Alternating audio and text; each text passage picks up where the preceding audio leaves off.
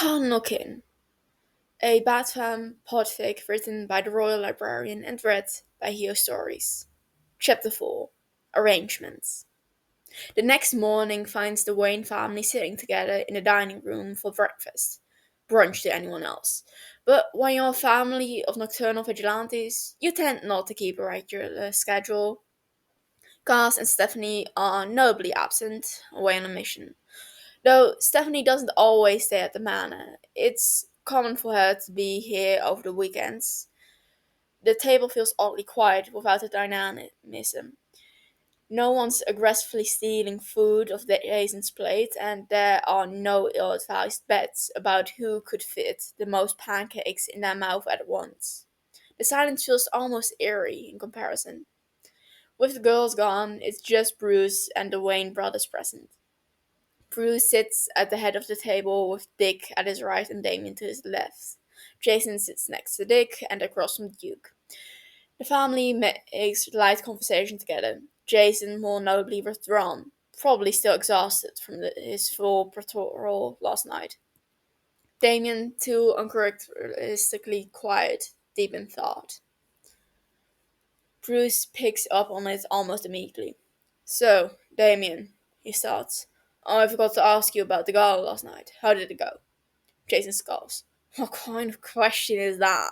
Do any of us ever enjoy those things? Bruce wants him to be more observant of the people around him. Dick fills in. You know, the whole find people you want to replicate spiel. Realization dawns on Jason. Oh, he nods. Yeah, I remember when B had me doing that. Wasn't all for nothing, I suppose. You suppose? Duke deadpans. Jason shrugs. I learned a few things, but probably not as much as Moon wanted me to. It's just an exercise, Bruce says, turning to Damien. There isn't anything specific I'm looking for. I just wanted to encourage you to look around yourself and try to identify your peers. How did you find it? Damien holds in a sigh. Tedious, he says, honestly. Observing more carefully just reinforced my perception of the upper class of Gotham. Most are just as greedy and selfish as the criminals we face. There are some good people, of course, but hardly anyone I could ever picture myself emulating. Hardly any? Dick prods, as unnervingly knowing as ever. Damien already regrets speaking. Damien looks down at his plate, pushing around the pieces of uneaten fruit. Mr. Fox had some recommendations, he mutters as quietly as he can. Bruce hears him anyway and nods. Fox is a hell of a good judge of character. He generally knows what he's talking about. Damien hesitates. He's fairly confident he already knows what his family's opinion on Timothy Drake. Timothy doesn't actually make many public appearances outside the more upscale events, so none of them know him personally. The media coverage on him has never been particularly flattering. He's intelligent, to be sure, not so far above average to deserve a plethora of praises, but he's often described as an arrogant and untitled. Damien knows Drake attended the same school as Jason, despite him being neighbors and close in age. They almost never interacted. In fact, Damien recalls Jason saying Drake avoided him at all costs, equating it to his background as a street kid.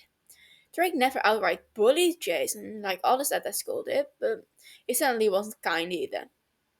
Damien prefers to keep his conversations with Drake and the potentially controversial conclusions he drew to himself. But if this opportunity Mr. Fox alluded to pans out, Bruce at the very least will have to know Damien isn't stupid enough to think the rest of the family wouldn't find out about it eventually. May as well get the initial shock over with. Well, Damon starts. He suggested I could learn a thing or two from Timothy Drake. Jason laughs as if Damien is kidding, but frowns when he doesn't join in. Drake? That self-centered prick! Jason. Bruce murmurs reprovingly. Oh, come on, everyone knows he's a spoiled little rich kid. He rolls his eyes. Who is this? Duke squints, not as familiar with the rotating elite. Technically, this is our neighbor.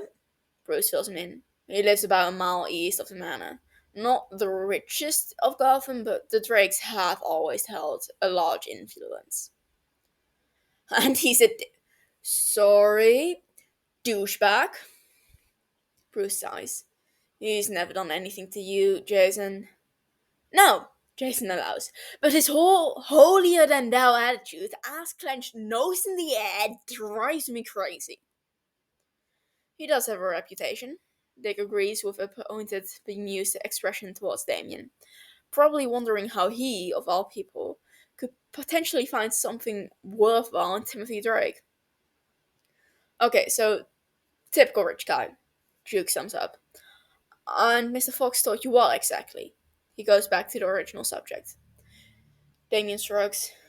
Just that he faced many of the same obstacles I'll face when I step up into WE, such as being a young and well-connected CEO. He's a CEO? Duke blinks. How old is this guy? Bruce takes a sip of his coffee. He owns and runs Drake Industries, and yes, he's one of the youngest CEOs in history. I believe he took over when he was 17. Drake Industries has flourished since then, though some speculate that has more to do with the board's decision than with any direct influence from Timothy. I spoke to him last night, Damon tells them. Dick raised an eyebrow. Thank you. Mr. Fox introduced us, he explains. It was brief, but I think perhaps Mr. Fox was right about him. In what way? Jason drawls. That I could learn from him. Damien is met with no less than 3 skeptical stares. Learn from him? Bruce repeats. What does that mean? I'm not exactly sure, Damien admits. Fox said he might have an opportunity for me to gain experience firsthand. Like, he tutored you or something? Duke asks. Damien shrugs. Jason sighs. Baby Bat, I don't think you want anything to do with that guy. You'd want to kill him in less than 5 minutes. He'd drive you insane. Damien just barely stops himself from rolling his eye. Considering my tolerance towards you, I don't think it should be a problem. Dick chokes on his juice while Duke throws his head back and laughs boisterously. Jason narrows his eyes, glaring at both of them as he stabs at his eggs, vaguely threatening. Duke gives him a look, leaning back in his chair. Well, okay, you're bitter, he says towards Jason. What did the guy do to you? Jason scoffs, chewing a mouthful. What didn't he do? When we were in school, he'd act like I didn't exist. Wouldn't even look at me. That's it? He ignored you? Jason glares. Oh, I'm sorry. I'm not doing basic human decency anymore. Duke holds up his hands. I mean, I get it, but compared to everything else we deal with on a daily basis, a court surely isn't exactly a war crime. Jason huffs, slouching further into his chair. We had one class together, some business elective group project. He was in my group and straight up pretended I wasn't there. Looked right past me, didn't text, didn't email, nothing. But the other two in our group, the fellow rich kids, oh, he worked with them fine. Duke grimaces sympathetically. Right? Jason gestures, vindicated. So yeah, it left a bit of a bitter taste in my mouth. Duke hums thoughtfully. He treated everyone that way. Jason scoffs. Oh, he was definitely a classist little shit, yeah? He ignored anyone outside his rich kid circle. Duke frowns into his food, looking contemplative. Jason narrows his eyes. What? Duke shrugs. I mean, he definitely sounds like a piece of shit. Language at the table, Alfred admonishes as he fills Bruce's coffee cup. Duke winces. Sorry, He doesn't sound very nice. He means. But the guy's running a company now. I don't know, maybe he's matured. Jason rolls his eyes. Oh, please. Duke leans back, looking towards Damien. I'm just saying, Damien isn't exactly known for particularly tolerant of that kind of behavior. Maybe the guy was a self-important fool, but now he's, I don't know, different. Seems more likely than Damien misjudging him so badly. Damien watches the exchange with interest, gives a slow nod. Precisely. Jason groans, rubbing a hand down his face. Great, just great. Now two of you are buying into this nonsense. Duke shrugs. I'm not buying into anything. I just won't write the guy off before I meet him. Don't just always say never judge a book by its cover. Jason grumbles, reaching for his coffee. Bruce, who has been quietly listening, lets out a hum of approval. It's good to consider all perspectives. But it's a pretty ugly looking cover. Jason mutters into his mug. Damien straightens. Look, I understand your skepticism, but Drake hasn't done me any wrong, and from my observations last night. Damien trails off. What? Dick prompts. Damien scours his mind for the exact right words to describe it. Nothing in that interaction was particularly noteworthy, but there was something there. Something that still isn't adding up in Damien's head. He seemed more complex, he decided. Complex. Jason advanced, unimpressed. Damien grits his teeth. If he's what you say, then I won't bother, but until I've confirmed that, I'll do as I see fit. Jason raises his hand in mock surrender and goes back to his food. But Damien can't read his expression well enough. The unspoken, it's your funeral, blatantly obvious. Bruce shakes his head at Jason good-naturedly and glances at Damien with something akin to pride in his eyes. All right, Damien, I'll speak with Fox, see what he's thinking. I think it's good that you're taking the things you've heard at face value. Find out for yourself one way or another. Yes, father.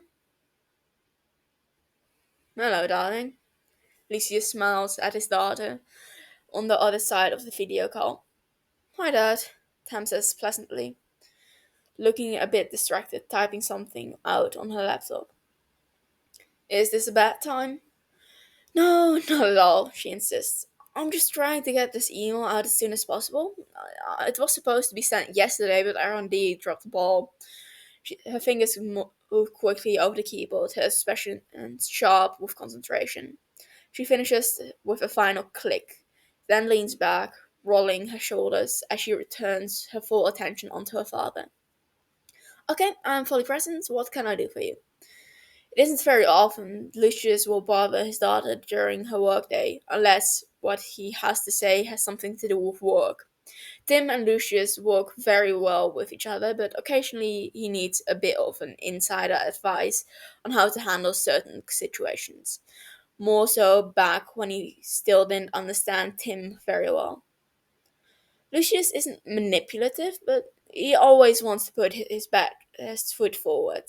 He knows Tamara has Tim's best interest at heart and would never say or do anything at his detriment. Which is why Lucius may need to be particularly persuasive right now. Well, I was wondering whether you or not you found your summer replacement yet? Tamara has worked as Tim Drake's executive assistant for 2 years now, just shortly after he first took up the position. Lucius is sure the company and Tim Drake himself would not be doing nearly as well as they are without his daughter, and he couldn't be more proud. Tamara is going on a 2-month leave of absence to tour Europe. She hasn't had a proper vacation since taking the job, and she and Tim both agreed it was long overdue, as a big thank you. Tim paid for the trip completely for both Tam and two of her closest friends. The only missing piece is Tam's replacement. I have some options I'm still working through, Tam tells him, but none was really stood out. Why? Fox braced himself. I think I may have someone. Tam gazed back dubiously. Why do you say that so ominously? I'm not being ominous, he protests. You really are, she smirks. Well, nobody ever hired Lucius for his acting skills. He isn't exactly conventional, he admits, but he's hard working, and I think he would do the job very well. Tam's job isn't hard necessarily, but it takes a certain tenacity and dedication to do it right. Most of which is just keeping up with the boss and making sure said boss doesn't drive himself into an early grave. Who is it? Tam asked directly, reading through her father's flowery words. Lucius hesitates. Damien Wayne. Damien Wayne? Tam repeats slowly. Yes. Tam narrows her eyes. Isn't he like 10? You know he isn't. Fox sighs. 12 isn't much better. He's 15, he corrects. Which I know is still young, but he's not on the shy away from hard work. His hours may have to be adjusted. The I can't have a 15-year-old working full time, but I'm confident he could make it work. Where's this coming from? She asks. I know you've said you started teaching him about Wayne Enterprise, but why have him work here? Damien has ambitious goals and a lot to learn quickly, Lucius explains. He's still in school and busy with other extracurriculars, throwing him into the thick of it like this for a summer while he has the time might be the most beneficial thing for him. Drake Industries is similar enough, and we work together regularly. Tam hums, shifting slightly in her chair. You do realize my job isn't just answering emails and managing schedules, right? I'm very aware. She taps her fingers lightly across her desk. You'll have to be up close and personal with Tim, who is not known for his good working habits. He's sporadic, Dad. He needs someone to keep him grounded. Do you really think Damien could do that? Yes, I do, he says empathetically. Damien has always been honest. He says what he thinks, what he believes, regardless of the reception. It'll receive. Give some time. He won't hesitate to call Tim out when necessary. You're really adamant about this, aren't you? Tamara observes. Lucius hums. I think it would be good for both of them, he admits. They have the potential to complement each other with how much WE and DI collaborate. It wouldn't be amiss to encourage their friendship. Tam crosses his arms, considering that. Tim is, at his core, a problem solver. He picks apart obstacles and finds ways to work around them. But he struggles with stability, especially when it comes to his own well being. From what Tamara understands, for all his sharp edges, Damien thrives on discipline. He wouldn't be afraid to push back, to challenge them when needed. It could work, or it could be a complete disaster. It can be a demanding job, Dad, she reminds him. You sure they won't end up despising each other by the end of it? It might not be perfect, Lucius agrees, but Tamara, I think I'm right about this. Tam thinks about that for a moment, being letting out a quiet sigh. Then I'll trust your judgment. He blinks. Easy, huh? Tam shrugs. Tim gave me complete control over who gets the job. He doesn't have a say. If you think it's a good idea, I believe you. Though we may have to come up with a better reason for why a 15-year-old would suddenly get this position. What do you have in mind? A summer internship, perhaps? That'd make it easier to adjust his hours and responsibilities. Lucius considers that. That's actually an intriguing idea, alright. We could treat like an interbusiness internships of sorts. Another way for WE and DI to partner. Tamara nods along. I like it. I'll have to get Tim's approval before we really can move forward with it. And I'll have to convince Damien's father. Lucius agrees. Tamsworks turning away a bit to make some notes. Shouldn't be too hard. He's pretty easygoing, isn't he? Lucius smirked slightly. Sometimes Lucius forgets Tom doesn't know anything about Bruce other than his Brucey Wayne persona. I suppose Timothy and Bruce are similar in that way. Both cursed to be seen one way when they really are the exact opposite. It's amazing how both he and Tamara, father and daughter, and working for such people.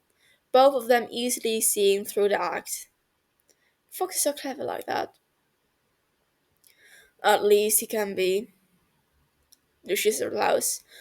But when it comes to his kids, well, Tamara chuckles. Good luck then. Keep me updated. Let me know if he doesn't follow through. I will. Lucius brings it up at the next meeting. Bruce and he have a standing appointment to meet and discuss the company every 2 weeks. The location varies, but today Bruce came into Wayne Enterprises himself. Bruce sits on the other side of Lucius' desk, staring back at him critically as he explains his ID. You want Damien to intern as Timothy Drake's executive assistant for the summer? Bruce asks, monotone. With some modifications to the position, of course, but in essence, yes. Bruce leans back in his chair, brow furrowed, hands folded, his jaw tightened slightly, a sign Lucius recognizes as deep consideration. Or irritation. Perhaps both. You know I trust and respect you, Lucius, but this? I'm not sure it's a good idea. Why not? He challenges. Damien doesn't work well with others, Bruce says, matter of fact. He's gotten better over the years, but forcing him to work for Drake? Damien has a temper, and if it were to get the best of him, what kind of damage would that uh, do to both their working relationship and Damien's reputation? First of all, I won't force Damien to do anything. If he wants the job, it'll be up to him to accept it. I've talked with Tamara, and she has other candidates to fill the position if Damien refuses, or even if he decides to quit. Bruce grunts in acknowledgement. Secondly, Damien has come a long way, further than I think you've realized, and it's about time you gave him the opportunity to prove that. Bruce sighs, rubbing his forehead. It's still a risk, Lucius. If he has one bad day, what will Timothy think? The Drakes were always able to wield their influence like a dagger, and the son has proven no different. We have no idea how that could play into Damien's future. Lucius remains from sighing, pulling on his wall of patience. Timothy Drake is a good businessman, and yes, at times one cold-hearted son of a bitch, but he's also someone I've come to know and respect. He is not needlessly cruel, Bruce. Damien's still young. Timothy will see that. If it really isn't working out, at least he'll let Damien go and get another assistant, but that will be the extent of it. Can I get that in writing? Bruce insists. Lucius raised an eyebrow, but nods. I can have legal input and NDA clause in the contract if you wish. Bruce lets out another grunt of agreement, reaching up and pinching the bridge of his nose, brow furrowed. I still don't know, Lucius. What would Damien have to benefit from working there? We could easily set him up with an internship at Wayne Enterprises. It would be a lot safer. Perspective is important, Fox insists. Having him so narrowly focused on his family's company isn't productive to encouraging a well-rounded, open-minded leader. Bruce bobs his head slowly in agreement. Damien needs that, he admits. He needs to see the world outside his own purview, see the power WE truly has and the responsibility to wield that as well. Lucius smirks. And you know as well as I do, Drake Industries has done more for supporting WE's cause than anybody else these last few years. If Damien and Timothy can build some sort of rapport, when Damien takes over, they could do a lot of good together. Bruce hums thoughtfully. Damien seemed intrigued by Timothy from their conversation at the gala. Fox nods easily. They seem to get on well enough, he attests. Bruce is silent for a moment. You'll check in with him regularly? Fox holds back a smile, knowing the question means he won't win him over. Of course, weekly at the very least. And Damien can stop at any point if he doesn't like it. Anytime.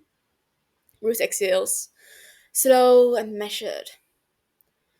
Then fine, Bruce finally relents, but it's his decision. I won't intervene.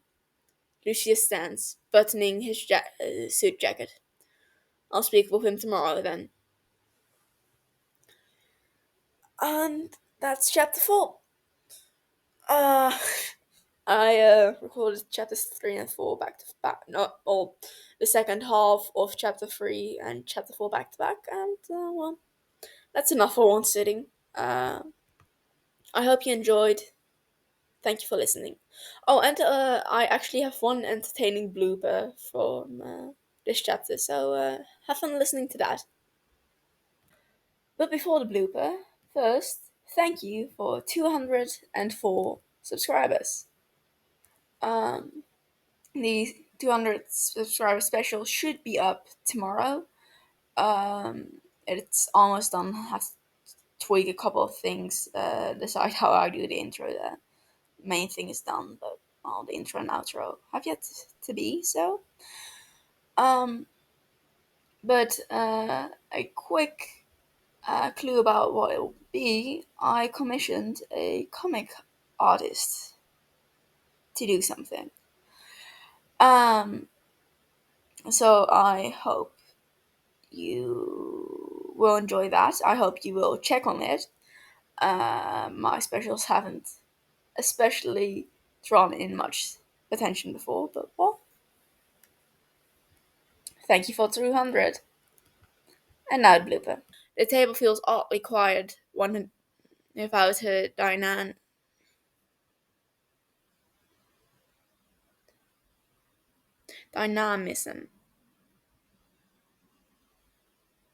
That's a word?